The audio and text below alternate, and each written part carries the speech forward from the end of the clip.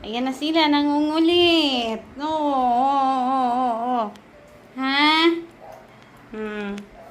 Nangungulit. Wait lang, yan po, paano ko i-prepare ang kanilang pagkain. Lalagyan ko lang ng konting dry foods, tsaka wet food. Yan. All-time favorite nila yan. Kasi lalagyan lang natin yan. Kuha lang tayo sa kutsara.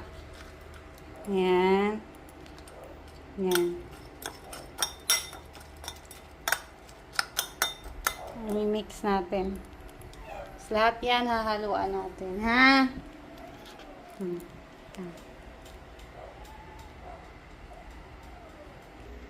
Ayan.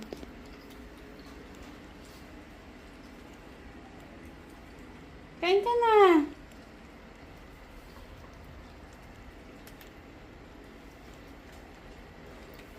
Busog ka pa ba?